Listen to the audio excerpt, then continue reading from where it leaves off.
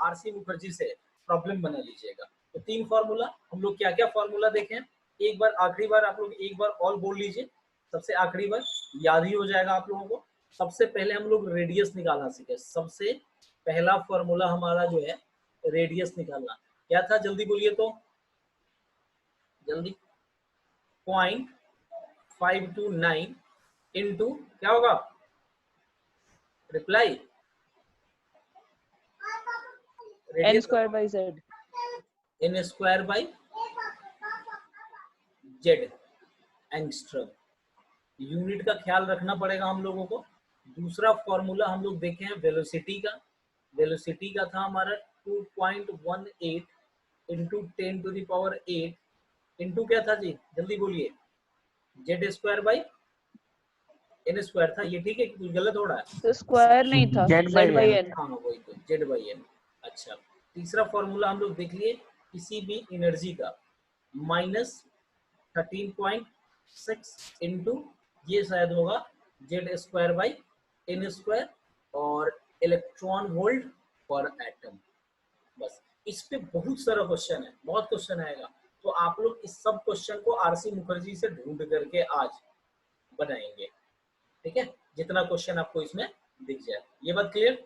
अच्छा चलिए, अब यहाँ पे हम कुछ क्वेश्चन बनाने की कोशिश करते हैं, क्वेश्चन कुछ बता देते हैं आप लोगों को। सबसे पहला क्वेश्चन आप लोग सॉल्व करिए, कैलकुलेट एनर्जी ऑफ, इसी में सारा बन जाएगा, calculate energy of first, second, third, fourth, Bohr's orbit,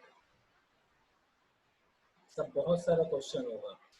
bourse orbit for hydrogen,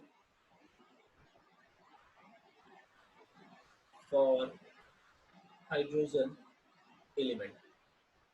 आप लोग ट्राई करेंगे, हम रुक जाए थोड़ी देर,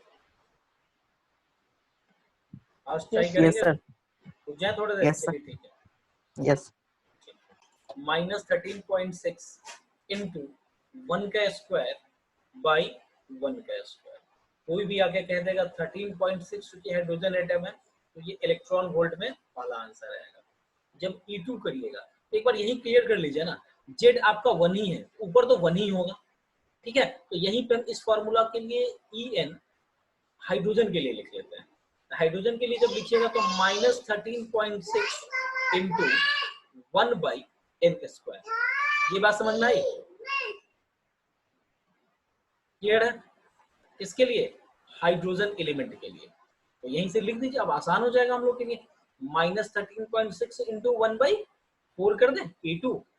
अगर E3 की बात करेंगे तो -13.6 इंटू 1/9, और अगर E4 की बात करेंगे तो -13.6 इंटू 1/9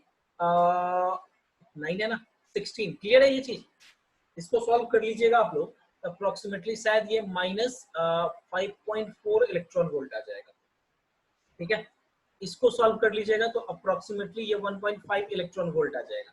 थोड़ा इसको याद तो कर लीजिएगा। 3.4 होगा ना वहाँ पे, 0.85 इलेक्ट्रॉन वोल्ट कहाँ पे? 5.4 की जगह पे 5.4, 3.4 होगा। सॉरी हाँ, यहाँ -3.4 इलेक्ट्रॉन वोल्ट होगा। क्लियर है ये चीज? इतना बात क्लियर हुआ आप लोगों का? Yes sir. एक ही में सब निकल गया? अच्छा, अब एक अगला क्वेश्चन बना लीजिए। अगला क्वेश्चन हम लोग बनाते हैं, calculate the energy of third board orbit of helium plus ion. जल्दी बता दीजिए फटाक से, calculate the energy of third board orbit, third board orbit of He3+ ions. बन जाएगा? -1.70 -1.70। मुझको लगता है थोड़ा गलत है।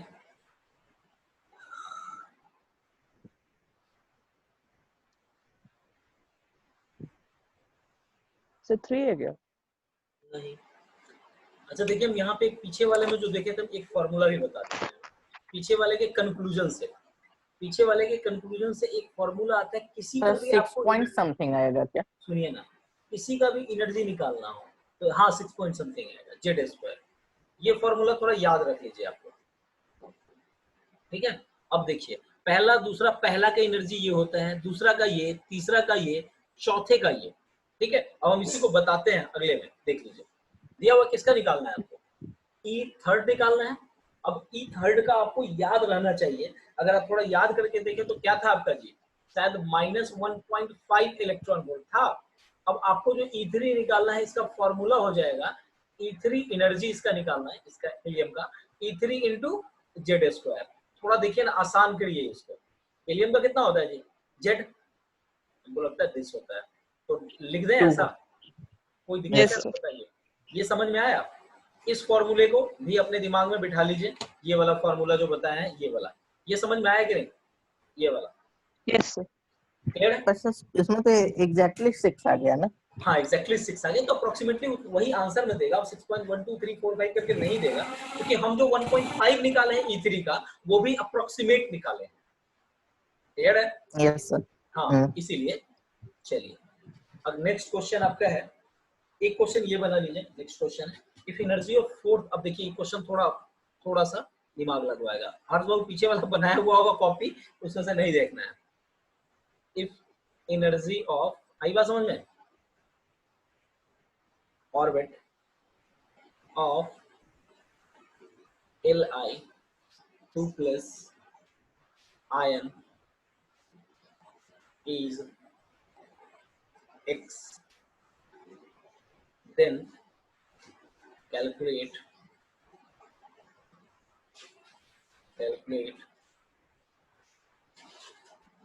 energy of sixth excited state of He plus ions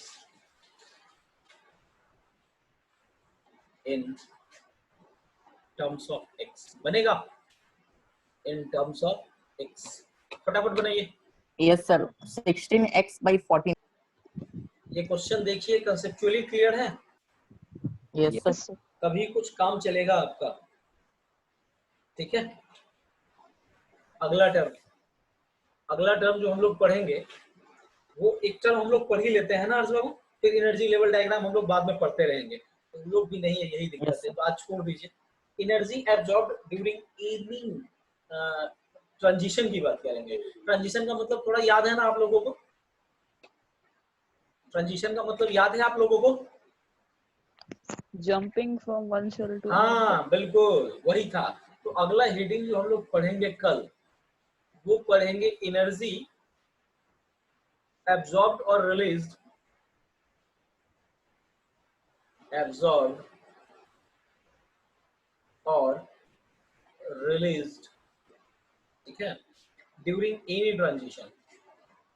हम सो के रहते हैं, इसको लिखना भी चाहिए, ड्यूरिंग एनी ट्रांजिशन, है ना। एनी ट्रांजिशन में इलेक्ट्रॉन का जो है वो हमारा क्या होगा एनर्जी, वही हम लोगों को जो है वो पढ़ना है, ठीक है, क्लियर है। इसको देखेंगे हम लोग कल। आज आप लोगों का काम होगा, कितना क्वेश्चन आप लोग खुद से आरसी मुखर्जी वाला एक्सरसाइज उठा करके कितना जो है आप लोग खुद से बनाने की कोशिश करते हैं, क्लियर है, हो जाएगा।